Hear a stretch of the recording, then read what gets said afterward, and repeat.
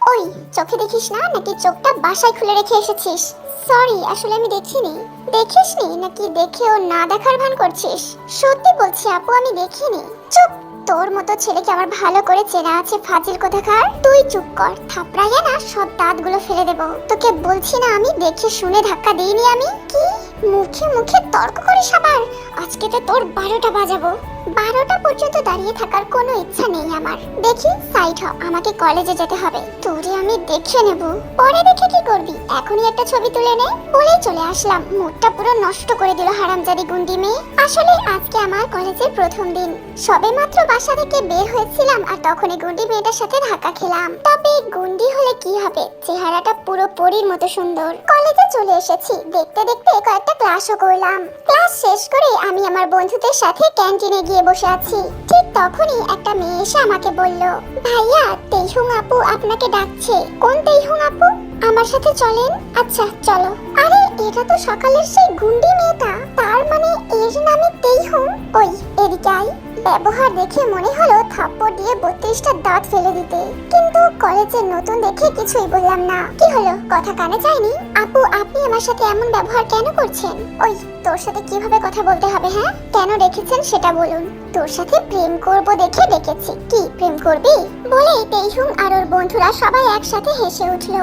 মন তো বলছে সবগুলোকে লাঠি দিয়ে পিটাইয়া তক্তা বানাই দিই, কিন্তু কিছু না বলেই চলে আসলাম বন্ধুদের কাছে। দোস্ত, ওই ছেমড়িটা কে রে? ও হচ্ছে পুলিশ কমিশনার RM সাহেবের মেয়ে। ওকে দেখলে সবাই ভয় করে। ওকে কেউ ডিস্টার্ব করলে ওর বাবাকে বলে দেয়, আর ওর বাবা এসে ছেলেটাকে তুলে নিয়ে যায়।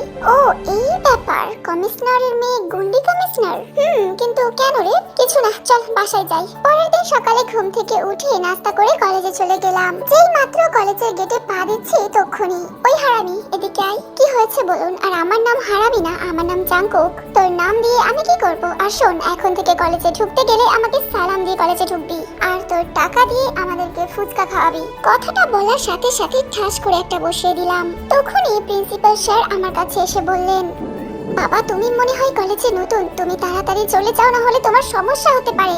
আমার কিছু হবে না স্যার, আপনি কোনো চিন্তা করবেন না। তখনই লক্ষ্য করলাম কলেজের সমস্ত ছাত্রছাত্রীরা আমাকে গোল করে ঘিরে ধরেছে, আর তেইহুং ততক্ষণে তার বাবাকে ফোন করে আসতে বলেছে। কিছুক্ষণের মধ্যে তেইহুং এর বাবা চলে আসলো। তারপর উনি আমাকে বললেন, তোর সাহস কিভাবে হয় আমার মেয়ের গায়ে হাত তোলার?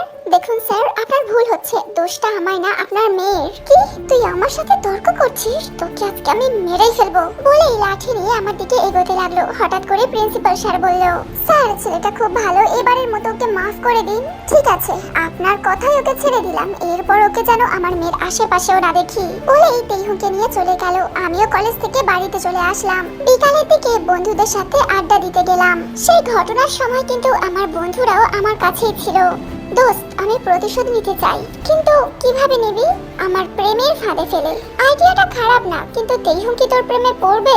আরে বোকা, মিষ্টির ঘ্রাণ পেলে মৌমাছির অভাব হবে না। কি সব বলছিস? বুঝলাম না তো। বুঝতে হবে না, চল বাসায় যাই। তারপর বাসায় এসে খাওয়া দাওয়া করে ঘুমিয়ে পড়লাম। সকালে ঘুম ভাঙলো আম্মুর ডাকে। ঘুম থেকে উঠে নাস্তা করে কলেজে চলে গেলাম। কলেজে গিয়ে দেখি তেইহুং আর তার বান্ধবীরা মাঠের মধ্যে বসে আড্ডা দিচ্ছে। আমি যেতেই তেইহুং বলে উঠলো, এই ছেলে এইদিকে আসো। জি বলুন। কালকের ঘটনার জন্য আই এম সো সরি। আসলে ভুলটা আমারই ছিল। আমি মনে মনে ভাবলাম, কি ব্যাপার, একদিনের মধ্যে এতটা পাল্টে গেল কিভাবে? তবে তার মিষ্টি মিষ্টি কথার ফাঁদে আমাকে পড়তেই হলো। তাছাড়া আমাকে এই সুযোগ তো হাতছাড়া করা যাবে না।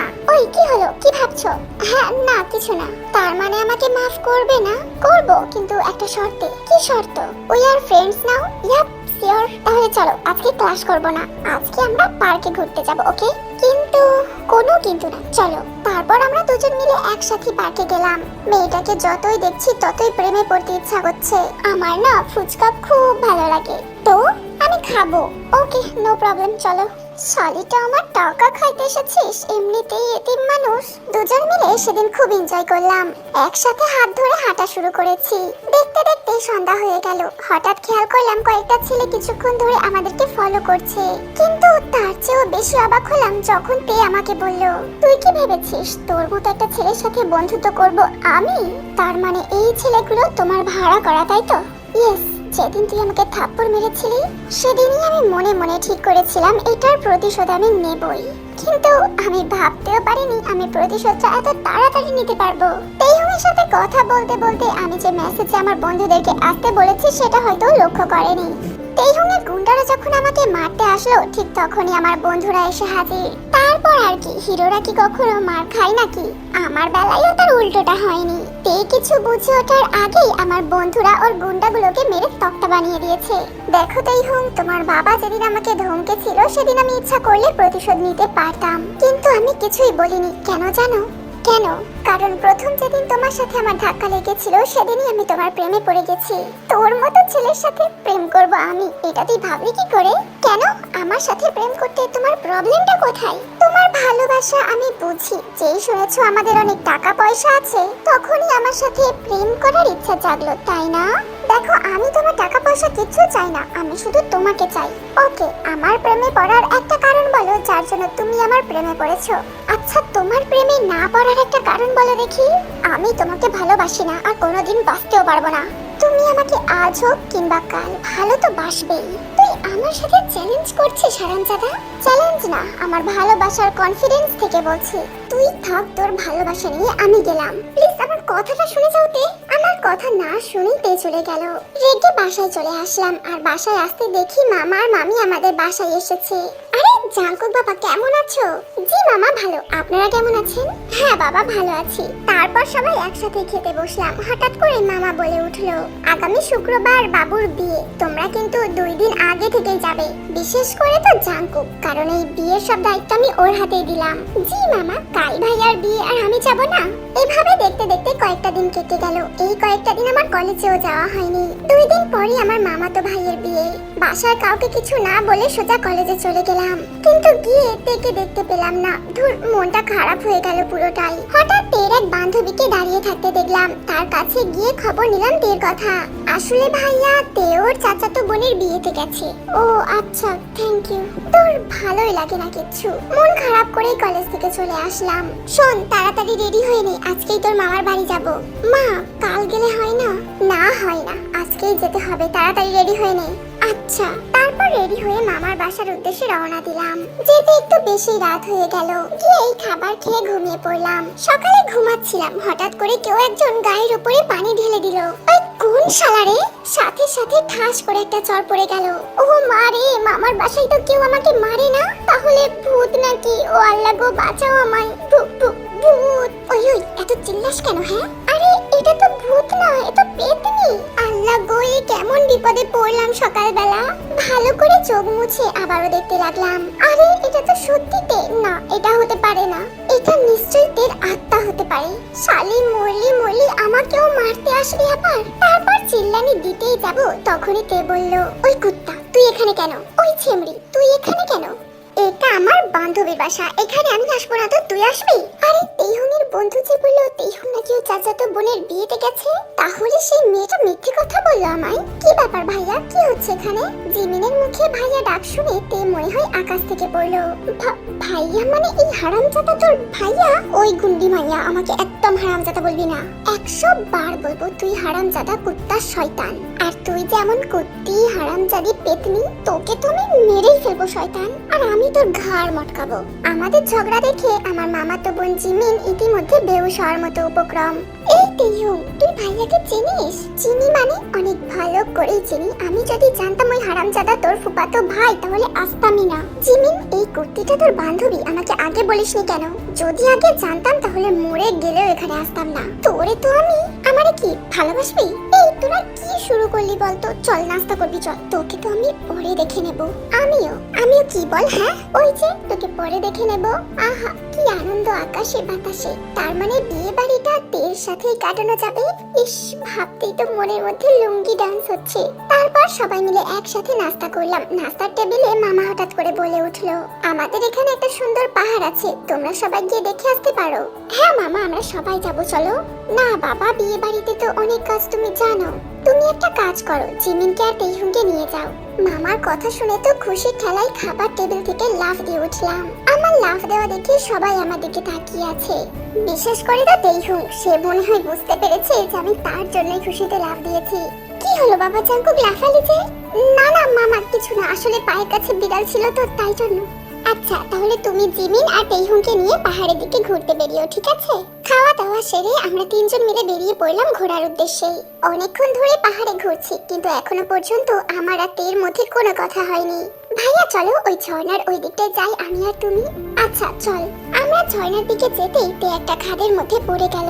আমার আর জিমিনের চোখ তো বড় বড় হয়ে গেল। দৌড়ে তের কাছে গিয়ে দেখলাম সে একটা ডাল ধরে ঝুলে আছে। ভাইয়া এখন কি হবে? তাড়াতাড়ি তোলো না তেকে, নইলে ও পড়ে যাবে। প্লিজ আমাকে তোলো না জাঙ্কুক। লিঙ্গুরি কোথাকার, চোখ কোথায় থাকে তোর? প্লিজ এখন ঝগড়া করার সময় নয়, আমাকে তোলো। তুলবো, কিন্তু একটা শর্ত আছে। একটা কেন, 100টা শর্ত পূরণ করবো, আগে আমাকে তোলো। অনেকক্ষণ চেষ্টার পর তেকে উপরে তুললাম। এমনিতেই গায়ে জোর নাই, উপরে তোলার সাথে সাথে তে আমাকে জড়িয়ে ধরলো। আহা কি মিষ্টি ঘ্রাণ আসছে তের শরীর থেকে। তারপর তে আমাকে নিজের কাছ থেকে ছাড়িয়ে নেওয়ার সঙ্গে সঙ্গে আমি বললাম, তোমাকে আমায় ভালোবাসতে হবে, শর্ত অনুযায়ী আশা করি তুমি রাজি হবে। আসলে জাঙ্কুক আমি একজনকে ভালোবাসি। নিজের অজান্তেই বুকের বাম পাশে চিনচিনিয়ে ব্যথা অনুভব করলাম। দু চোখ দিয়ে অঝোর ধারায় বৃষ্টি পড়ে যাচ্ছে। আরে বোকা কাঁদছো কেন? আমি আগে কাকে ভালোবাসি সেটা শোনো। তোমাকে Jungkook, I love you. Will you marry me dear? সঙ্গে সঙ্গে তেকে আমি জড়িয়ে ধরলাম। এভাবে সারা জীবন ভালোবাসা দিয়ে আগলে রাখতে পারবে তো? পারবো গুন্ডি মেয়ে, তুমি যদি আমাকে পাশে থাকার সুযোগটা দাও তো। ওই আমাকে গুন্ডি মেয়ে বললে না মেরে তক্তা বানিয়ে ফেলবো। এন্ড আমি ছাড়া অন্য কোনো মেয়ের দিকে তাকালে তোমার চোখটা আমি তুলে ফেলবো। হায় আল্লাহ কি মেয়ে রে বাবা, প্রেম না করতে করতেই এমন, না জানি প্রেম করার সময় কি হবে। আমরা কি যেতে পারি এখন ভাইয়া? আমি আর তে যেন ভুলে গিয়েছিলাম আমাদের কাছে জিমিনও দাঁড়িয়ে আছে। তারপর সবাই মিলে বাসায় আসলাম। সকালে উঠে বুকের ওপর ভারী কিছু অনুভব করলাম। চোখ মেলে তাকিয়ে দেখলাম তে আমার বুকের ওপরে শুয়ে আছে। কি মায়াবী লাগছে মেয়েটাকে, মনে হয় সারা জীবন দেখলেও দেখার স্বাদ মিটবে না। তেকে আমি ডাকতেই যাবো অমনি শুনলাম, জাঙ্কুক জাঙ্কুক দরজা খোলো। এই অবস্থায় আমাকে আর তেকে যদি দেখে মামা তাহলে অনেক খারাপ ভাবতে পারে। তাই তাড়াতাড়ি করে তেকে ওয়াশরুমে রেখে আসলাম। ওয়াশরুমের কমোডের উপর বসে রেখে দরজা খুলে দিলাম। কি ব্যাপার, দরজা খুলতে এত সময় লাগে জাঙ্কুক? না মানে আসলে ঘুমাচ্ছিলাম তো মামা, তাই। ও আচ্ছা, তাহলে আজকাল তুমি ওড়না পরে ঘুমাও? পেছনে তাকিয়ে দেখি তের ওড়না আমার খাটের উপর। মামা ওই ওড়নাটা তো জিমিনের। জিমিন ওটা তোর ওড়না? ওকে দিয়ে দেখলাম মামার পেছনে জিমিনও দাঁড়িয়ে আছে। আমি জিমিনকে ইশারা দিয়ে হ্যাঁ বলতে বললাম। হ্যাঁ হ্যাঁ বাবা, ওটা আমার ওড়না। ওর তাহলে এই ঘরে? হঠাৎই তে খুব জোরে জোরে চিৎকার করে উঠলো। তারপর ওয়াশরুম থেকে বাহিরে এসে আমাকে জড়িয়ে ধরলো। জাঙ্কুক তেইহুন তোমার রুমে এলো কিভাবে? মামা জিমিন জানে, আমি কিছু জানি না। ওরে হাদার আমরে, আমি কি জানি? প্লিজ একটু ম্যানেজ করে দে না আমার লক্ষ্মী বোনটা। আসলে বাবা তেকে আমি এই রুমে পাঠিয়েছিলাম। তুমি পাঠিয়েছিলে কেন? আসলে হঠাৎ করে আমার ওয়াশরুমের পানির লাইনটা বন্ধ হয়ে গেছে তাই। ও আচ্ছা। কথাটা বলে মামা চলে গেল। এখন বলো তো তোমাদের মতলবটা কি? তোমরা দুজন এক রাতে এক ঘরে ছিলে নাকি? আরে না না, আমি সকালে উঠে দেখি আমার বুকের উপরে তে শুয়ে আছে। আমি লজ্জা শরমের মাথা খেয়ে ফ্যাক করে কথাটা বলে দিলাম। ও আচ্ছা এই ব্যাপার। কথাটা বলে জিমিনও চলে গেল। ওই গুন্ডি, তুমি আমার রুমে ঘুমিয়েছিলে কেন? কুত্তা, তুমি আমাকে বাথরুমে রেখে এসেছিলে? দেখলেই যখন তুমি বাথরুমে, তার মানে নিশ্চয়ই কোনো সমস্যা হয়েছিল যার কারণে তোমাকে বাথরুমে রেখেছিলাম। কিন্তু তুমি বলো তুমি চেল্লালে কেন? বাথরুমে তেলাপোকা ছিল তাই ভয় পেয়ে গিয়েছিলাম। যে পরিমাণে গুন্ডি মেয়ে তুমি আবার তেলাপোকা দেখেও ভয় পাও? চুপ করবে তুমি? সঙ্গে সঙ্গে তের কোমরটা ধরে নিজের কাছে নিয়ে আসলাম। তারপর তার ঠোঁটে পরশ আঁকতেই যাবো অমনি। ভাইয়া বিয়ে বাড়িতে এসব কিন্তু জায়েজ না। সঙ্গে সঙ্গে তে আমার কাছ থেকে নিজেকে ছাড়িয়ে নিয়ে ছুটে পালালো। আর আমিও লজ্জায় মাথা চুলকাতে লাগলাম। আজ কাল ভাইয়ার বিয়ে, সবাই মিলে বেরিয়ে পড়লাম বরযাত্রীর উদ্দেশ্যে। গাড়িতে যেতে যেতেই ভাবলাম তেকে একটু রাগানো যাবে। বিয়ে বাড়িতে পৌঁছাতেই দেখতে পেলাম অনেক সুন্দরী সুন্দরী রমণী ঘুরছে। ভেবে নিলাম তাদের সাথে ফাজলামো করে তেকে রাগাবো, কিন্তু আমাকে আর কষ্ট করতে হলো না। তারাই আমার কাছে এসে আমার সাথে ফাজলামো করতে লাগলো। তাদের ফ্লার্টিং যত বাড়ছে তের চোখও তত ছলছল করছে। যখন বুঝতে পারলাম তে সত্যি এবার কেঁদে ফেলবে, তখন আমি নিজে থেকেই সরে আসলাম তাদের থেকে। মনে হয় মেয়েগুলো একটু বেশি করে ফেলেছে। আমি জানি আমার গুন্ডির কাছে গিয়ে যদি এখন সরি বলি তাহলে একটা থাপ্পড় তো ফ্রিতে পাবোই। তাই পুরো বিয়েটাকেই আমি নিশ্চুপ ভাবে কাটিয়ে দিলাম। বিয়ে কমপ্লিট, বউ নিয়ে আমরা সবাই বাসায় গেলাম। আমি নিজের রুমে ঢুকেছি, হঠাৎ করেই কারোর পায়ের শব্দ পেলাম পেছন থেকে। পেছন ফেরার সুযোগ না দিয়ে আমাকে সামনের দিকে ঠেলে দিল কেউ একজন। তার হাতের স্পর্শই আমাকে বুঝিয়ে দিয়েছে সে কে। আমাকে আর পেছন ফেরারও দরকার নেই। তাই আমি যেমন ভাবে বিছানার উপর হুমড়ি খেয়ে পড়েছি তেমন অবস্থাতেই বলতে লাগলাম, সরি তে, তোমাকে রাগানোর জন্যই আমি। সে আমাকে তুলে আমার কলারটা ধরে বলতে লাগলো, কি মনে করেছিস নিজেকে আমাকে প্রেমের ফাঁদে ফেলে আর আমাকে ঠকাবি? তোকে কিন্তু আমি মেরেই ফেলবো জাঙ্কুক, আমি বলে দিলাম, তুই শুধু আমার। তে ডোন্ট প্যানিক প্লিজ। আমি তাদের সাথে মোটেও লাগিনি, তারাই আমার সাথে লাগছিল। আসলে তোমার বর যদি এত হ্যান্ডসাম হয় আমার কি করার আছে বলো? সারা জীবন মুখে কালি মাখিয়ে রাখবো। ওয়াও তে, তোমাকে রেখে গেলে এত সুন্দর লাগে। এটা বলে আর সব মেয়েদেরকে ইমপ্রেস করতে পারলেও আমাকে কিন্তু পারবি না, সেটা তুই খুব ভালো করে জানিস। তে আরো কিছু বলতেই চাচ্ছিল, তার কথা চুপ করানোর জন্য যেটা করার দরকার সেটাই করে ফেললাম।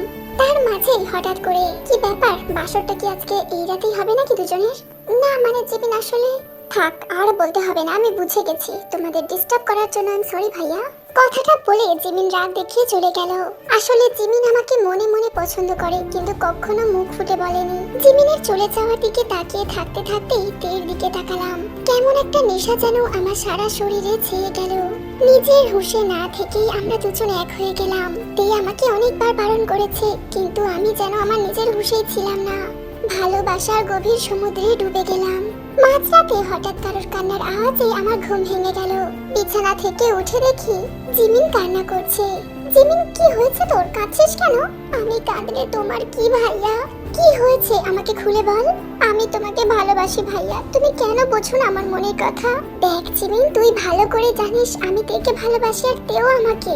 আমি এত কিছু জানি না, আমি তোমাকে ভালোবাসি। তুই যেটা চাস সেটা কখনো হবে না, কারণ আমি তেকে ছাড়া বাঁচবো না। আর একবার তের কথা বললে তোকে আমি খুন করে ফেলবো। কথাটা বলতে বলতে জিমিন আমাকে জড়িয়ে ধরলো, আর আমাদের কথার মাঝে তে কখন পাশে উঠে বসেছে বুঝতেই পারিনি। বাহ, খুব ভালো লাগছে তোমাদের এই ভালোবাসা দেখে। তে, তুমি কখন উঠলে? আমাকে যদি ভালো নাই বাসো তাহলে কেন আমার জীবনটা নষ্ট করলে? তে, তুমি আমাকে ভুল বুঝছো। আমি কিচ্ছু বুঝতে চাই না, আমি শুধু জানতে চাই তুমি কেন আমার জীবনটা নষ্ট করলে। তে, তুই আমাদেরকে ভুল বুঝছিস। আমি নিজের চোখে যা দেখলাম তা কি ভুল? আমি তো আমার নিজের চোখে অবিশ্বাস করতে পারি না। তে, তুমি আমার কথাটা বোঝার চেষ্টা করো। আমি কোনো কিছুই বুঝতে চাই না, আমি এক্ষুনি আমার বাসায় চলে গেলাম। তোমরা ভালো থেকো বলেই তে কাঁদতে কাঁদতে নিজের রুমে চলে গেল। সকাল হতেই তে কাউকে কিছু না বলে বাড়ি ছেড়ে চলে গেল। তে থাকবে না, তাই আমারও আর থাকার ইচ্ছা হলো না এখানে। তাই আমিও সোজা বাসায় চলে আসলাম। বাসায় এসেছি 3 দিন কেটে গেল, কিচ্ছু ভালো লাগছে না, তাই কলেজেও যাইনি। আজ চতুর্থ দিন, ভাবলাম আজকে কলেজে যাব। কলেজের গেটে পা রাখবো এমন সময় কে যেন শার্টের কলার ধরে ঠাস করে বসিয়ে দিল। আমি জানতাম এমন কিছুই হতে চলেছে, তাই একটুও চমকালাম না। তবে মেয়েটার চোখ মুখে কেমন একটা কালো দাগ পড়ে গেছে। আমাকে কাঁদিয়ে খুব সুখ পাস তাই না? এতদিন কোথায় ছিলিস? তুমি হয়তো জানো না তে, আমি তোমার থেকেও বেশি কষ্ট পেয়েছি। তোমার সামনাসামনি আসার আমার সাহস হচ্ছিল না। আমি জানি যে আমি দোষী নই, আর সেটা জিমিনও জানে। কিন্তু তুমি তো আমাদের একটাও কথা শোনার প্রয়োজনই মনে করনি। একদম ঢং করবি না, যদি ভালোবাসতে নাই পারবি তাহলে কেন ভালোবাসা শেখালি? আমি এবার নিজেকে কন্ট্রোল করতে না পেরে তেকে জড়িয়ে ধরলাম। ব্যাস, তারপর আর কি, তে পুরোপুরি গলে গেল। তাকে সেদিন ভালোভাবে বুঝিয়ে দিলাম কি হয়েছিল ব্যাপারটা। তারপর পুরো কলেজের শিক্ষার্থীরা আমাদের হাততালি দিয়ে শুভেচ্ছা জানালো। এভাবেই চলতে থাকলো আমাদের ভালোবাসা। কিছুদিন পর হঠাৎ করে তে ফোন করে বলল, জাঙ্কুক, আমি তোমার কথা আমার বাবার কাছে বলেছি, তোমার সাথে দেখা করতে চাইছে আমার বাবা। উনি বলেছেন তুমি আজকে এসে আমার বাবার সাথে কথা বলে যাও। আজকেই দেখা করতে হবে? তুমি ভয় পাচ্ছ কেন, আমি তো আছি বলেই ফোনটা কেটে দিল তে। কমিশনারের সাথে আজকে কথা বলতে হবে ভেবেই তোমার কলিজাটা পুরো শুকিয়ে যাচ্ছে। দুপুরে খাওয়া দাওয়া করে তের বাসার উদ্দেশ্যে রওনা দিলাম। তের দেওয়া অ্যাড্রেস অনুযায়ী বাড়ির সামনে চলে আসলাম। বাড়িটা দেখে তো আমার মাথা ভো ভো করছে। বাসার ভেতরে ঢুকে বসেছিলাম, অনেকক্ষণ পর তার বাবা আসলো। হ্যালো আঙ্কেল, কেমন আছেন? ভালো। তা বাবা, তুমি নাকি আমার মেয়েকে পছন্দ করো? জি আঙ্কেল। তোমার বাবা কি করে? জি, সরকারি কর্মজীবী চালাই। তার মানে তুমি গরিব? কমিশনার সাহেব, আমি গরিব হতে পারি কিন্তু আমার মনটা অনেক বড়। আরে মন দিয়ে কি হবে, বড় হতে হবে ধন। তের বাবার কথা শুনে আমি যেন আকাশ থেকে পড়লাম। শালা কয় কি? তে তো লজ্জায় দৌড় দিয়েছে, আর আমি তো হাঁ করে 5 মিনিট ধরে তাকিয়ে আছি। এই 5 মিনিটে কত লক্ষ লক্ষ মশা যে আমার পেটের মধ্যে আগমন করেছে তার নেই ঠিক। তের বাবা ব্যাপারটা বুঝতে পেরে তারপর বলল, আরে বোকা, আমি বলছি ধন সম্পদের কথা। ও আচ্ছা, তুমি কি আমাদের ধন সম্পত্তি দেখে আমার মেয়েকে ভালোবেসেছো? কমিশনার সাহেব, আমি গরিব হতে পারি কিন্তু লোভী না বলেই তাকে পেছনে হাঁটা শুরু করলাম। হঠাৎ করে পেছন থেকে তের বাবার ডাক শুনতে পেলাম। যাক বাবা, যেহেতু ডাক দিয়েছে তাহলে নিশ্চয়ই এবার টাকার অফার করবে। খুশি মনে তের বাবার দিকে যাচ্ছি আর ভাবছি কত টাকা দিতে পারে। তোমার ভালোবাসার কাছে আমি হার মেনে গেলাম বাবা। হাই হাই, উনি বলেন কি? তার মানে টাকা দেওয়ার জন্য ডাকেননি? হ্যাঁ কমিশনার সাহেব, আমার ভালোবাসা পিওর সয়াবিন তেলের মতো বিশুদ্ধ। আপনি আবার ভাববেন না যে আমি পাম তেলের কথা বলছি। তারপর তের বাবা তেকে দেখে আমার হাতের উপর তার মেয়ের হাত দিয়ে দিল। খুশি হয়েছে খুব, কিন্তু আফসোসও হচ্ছে। আমি ভেবেছিলাম তের বাবা আমাকে টাকা দিয়ে বলবে আমার মেয়েকে ভুলে যাও, আর আমি টাকাও নিয়ে নেব, তারপর ওনার মেয়েকে হাত ধরে পালিয়ে গিয়ে বিয়ে করব। থাক, এমন নাই হোক অমনই হোক, তের সাথে কথা বলে বাসায় আসলাম। আর বাসায় আসতেই শুনি জিমিন নাকি আত্মহত্যা করার চেষ্টা করেছে, এখন হাসপাতালে আছে। কোনো কিছু না ভেবে দৌড় দিলাম হাসপাতালের উদ্দেশ্যে। হাসপাতালে গিয়ে দেখি জিমিনকে অপারেশন থিয়েটারে রাখা হয়েছে। আমি কাছাকাছি যেতেই মামা বলল, তুই এসেছিস বাবা? জিমিন শুধু জ্ঞান ফিরে তোকেই দেখতে চাইছে। মামা আমি এসে গেছি তো, আর কাঁদবেন না, জিমিনের কিচ্ছু হবে না। তাই যেন হয় রে বাবা। অনেকক্ষণ বসে থাকার পর ডাক্তার অপারেশন থিয়েটার থেকে বের হলো। ডক্টর সাহেব, জিমিনের কি অবস্থা এখন? চিন্তার কোনো কারণ নেই, রোগীর অবস্থা এখন স্বাভাবিক আছে। ডাক্তারের কথা শুনে মনটা ভালো হয়ে গেল, কিন্তু একটা বিষয় বুঝতে পারছি না, জিমিন আত্মহত্যা করতে চাইছিল কেন? মামা, জিমিন আত্মহত্যা করতে চাইছিল কেন? আজকে জিমিনকে পাত্রপক্ষ দেখতে আসতে চাইছিল, কিন্তু জিমিনের নাকি ওই ছেলেকে পছন্দ হয়নি। ও নাকি অন্য কাউকে ভালোবাসে। আমি শুধু বলেছিলাম তোর মন যা চাই তুই তাই কর। আমি কিচ্ছু জানি না। হঠাৎ ডাক্তার এসে বলল জিমিনের নাকি জ্ঞান ফিরেছে। তারপর আমরা সবাই ভেতরে গেলাম। আমাকে দেখেই জিমিন কাঁদতে লাগলো আর বলতে লাগলো, আমি তোমাকে ভালোবাসি জাগো, তোমাকে ছাড়া আমি বাঁচবো না। জিমিন, তুমি সব কি বলছো? আমি তো কিছুই বুঝতে পারছি না।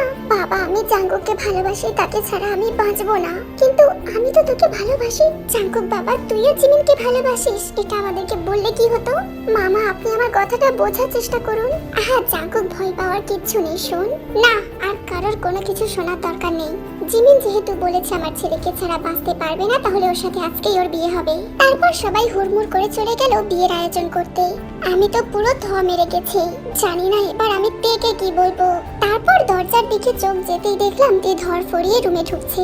হারামজাদি করতে এত বড় সাহস তুই আমার জাঙ্গুককে বিয়ে করবি? ওই শাকচুন্নি, তোর কত বড় সাহস? তুই আমার হবু বরের সাথে প্রেম করিস? তে জিমিনকে লাঠি দিয়ে আঘাত করার আগেই আমি লাঠিটা ধরে ফেললাম। তারপর তেকে ঠাস করে একটা চর বসিয়ে দিলাম। তে, সব কিছুর একটা লিমিট আছে। ও, আমার তো মনেই ছিল না তুমি এখন আমার না, তুমি এখন অন্য কারোর। তুমি আমার কথাটা বোঝার। আমি কোনো কিছু বুঝতে চাই না, যা বোঝার আমি বুঝে গেছি। সবকিছু বুঝে যখন গেছিস তাহলে দাঁড়িয়ে আছিস কেন? যা এখান থেকে। আমার কথা শুনে তে কাঁদতে কাঁদতে চলে গেল। আর জিমিন বলল, একদম ঠিক করেছো, যেমন মেয়ে তেমন সাজা। জিমিনের কথা শেষ করার আগে তাকে একটা ঠাস করে বসিয়ে দিলাম। কেবিন থেকে বেরিয়ে সোজা চলে গেলাম ক্লাবে। এই প্রথম আমি ড্রিঙ্কস করলাম। তারপর হঠাৎই মায়ের ফোন আসলো। তুই কি মানুষ নাকি অন্য কিছু বলতো? আজ তোর বিয়ে আর তুই এখনো পর্যন্ত বাইরে আছিস? 5 মিনিটের মধ্যে বাসায় আয়। বিয়ের কথা শুনে মাথায় আকাশ ভেঙে পড়লো। কি আর করার, আজকে আমি বলির পাঠা। বাসায় গিয়ে শান্ত ছেলের মতো বিয়েটা করলাম। হঠাৎ একটা বন্ধু দৌড়ে এসে একটা চিঠি আমার হাতে ধরিয়ে দিল। প্রিয় জাঙ্কুক, আমি জানি চিঠিটা তুমি যখন হাতে পাবে তখন হয়তো আমি আর বেঁচে থাকবো না। অনেক আশা করেছিলাম তোমাকে নিয়ে ঘর বাঁধবো। আমাদের দুইটা পিচ্ছি হবে, একটা তোমার মতো আর একটা আমার মতো। কিন্তু নিয়তি হয়তো আমার ভাগ্যে সেই সুখটা রাখেনি। তুমি হয়তো জানো না যে আমি মা হতে চলেছি, আর তুমি বাবা। আজকে আমি তোমাকে এই কথাটা বলতে চেয়েছিলাম, কিন্তু দেখো কি কপাল আমার, সেই সুযোগটা পর্যন্ত আমার হলো না। আজকে সবচেয়ে বেশি কষ্ট হলো আমার পেটের বাবুটার জন্য। সে যে এই দুনিয়ার আলোই দেখতে পেল না আমার জন্য। কি করব বলো, তোমাকে ছাড়া এই জীবনের কোনো মূল্য ছিল না আমার। আমি বলেছিলাম সারা জীবন তোমার পাশে থাকবো, কিন্তু তা কি হলো? বেহায়ার মতো চলে গেলাম তোমার থেকে বহু দূরে। ভালো থেকো, সুখে থেকো। আর একটা কথা বলি, যদি কোনোদিনও আমার কথা মনে পড়ে তাহলে ওই আকাশের দিকে তাকিয়ে থাকবে। তুমি হয়তো আমাকে দেখতে পাবে না, কিন্তু আমাদের পিচ্চিটাকে দেখতে পারবে, কারণ বাচ্চারা নাকি ফেরেশতার মতো পবিত্র। আর পবিত্র জিনিস সব সময় আকাশের তারা হয়ে থাকে। ইতি, তোমার সেই গন্ডি। চিঠিটা পড়তে পড়তে কাঁদতে লাগলাম। বিয়ে বাড়ির সবাই আমার দিকেই তাকিয়ে আছে। কান্না যেন থামতেই চাইছে না, আর চিল্লিয়ে বলতে ইচ্ছা করছে, আমি তোমাকে ভালোবাসি তে, প্লিজ তুমি আমাকে মাফ করে দাও। হঠাৎ করে আমার ঘুমটা ভেঙে গেল। এ কি, আমি তাহলে স্বপ্ন দেখছিলাম? ইয়া আল্লাহ, তোমার হাজারো ধন্যবাদ। আমার আমার মনে পড়েছে আমি তের আব্বুর সাথে কথা বলে বাসায় এসেছিলাম, তারপর মামা ফোন করেছিল, তারপর হসপিটাল থেকে বাসায় এসে শুয়ে পড়লাম আর এতক্ষণ এত ভয়ানক স্বপ্ন দেখছিলাম। অজান্তেই চোখে দুফোঁটা পানি চলে আসলো। আমার জীবনে এর থেকে ভয়ানক স্বপ্ন আমি কখনো দেখিনি। আর এক মুহূর্ত দেরি না করে আব্বু আম্মুর কাছে গেলাম। আব্বু, আমি একটা কথা বলতে চাই। হ্যাঁ বলো। আমি একজনকে খুব পছন্দ করি, আমি তাকে বিয়ে করতে চাই। তাই? তাহলে আমার ছেলেটা বড় হয়ে গেছে। কে শুনি সে? ওই যে কমিশনার আছে না, ওনার মেয়ে। কি বলছিস তুই জাঙ্কুক? ওনারা রাজি হয়েছেন? হ্যাঁ আম্মু, আমি ওর বাবার সাথে কথা বলে এসেছি, উনি রাজি। তাহলে আর দেরি কিসের? তাদের সাথে কথা আমরাও বলে নিই। দুই পরিবার থেকে খুব ধুমধাম করে আমাদের বিয়েটা কমপ্লিট হলো। ওই স্বপ্নটার কথা থেকে বলার প্রয়োজন মনে করিনি, কারণ আমি জানি আমার গন্ডিটা যদি শোনে স্বপ্নেতে আমার সাথে জিমিনের বিয়ে হয়েছে, তাহলে আমার শরীরের একটাও হাড় আর আস্তই থাকবে না। তবে স্বপ্নের মধ্যে আর সবকিছু মিথ্যা হলেও একটা জিনিস সত্যি হয়েছিল, সেটা হলো আমাদের বেবি। সত্যি তের গর্ভে আমার সন্তান ছিল, আর সেই বেবিকে নিয়েই এখন আমাদের সংসার পরিপূর্ণ হয়েছে।